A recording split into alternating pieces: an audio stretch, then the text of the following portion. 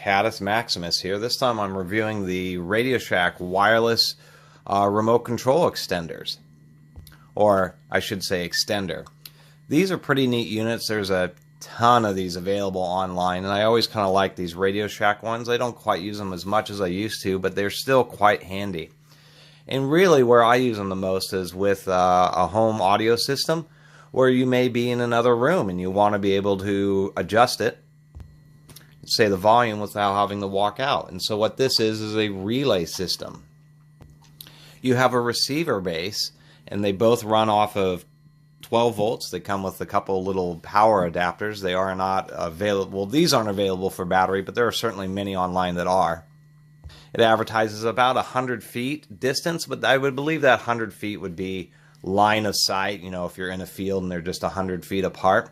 Inside a house, I'd say maybe half of that would be a better expectation, but generally speaking, it's pretty good as far as a radio signal between connecting the two devices. Anyway, it just has a remote receiver, and it doesn't require any kind of special software or anything. It's just an infrared receiver, and whatever infrared signal it receives, it simply relays over to a transmitter unit through the radio, which has a couple of LED, infrared LED lights that broadcast out.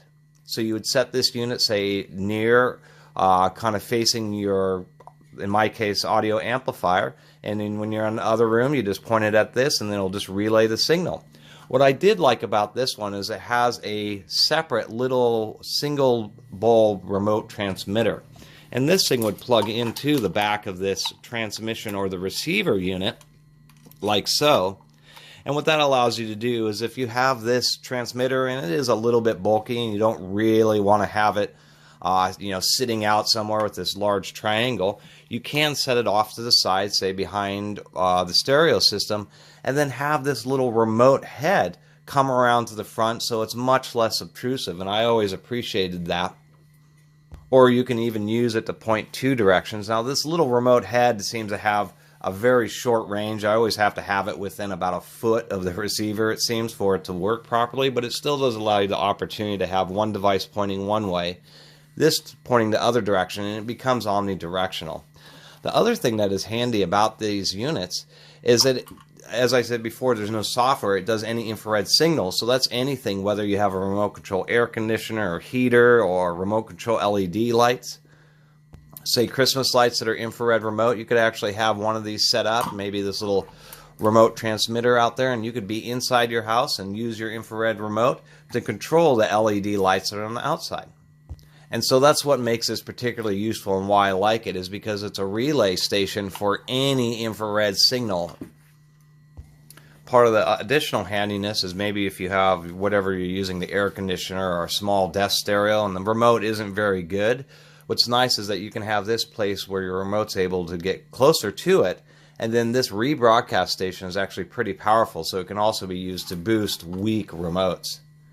And I just plugged this in here. Let me turn off this light real fast. There is no indicator on the transmitter, but on the receiver you do know that's receiving a signal, because when you point a remote at it here, it does flash the light letting you know it's actually trying to do something.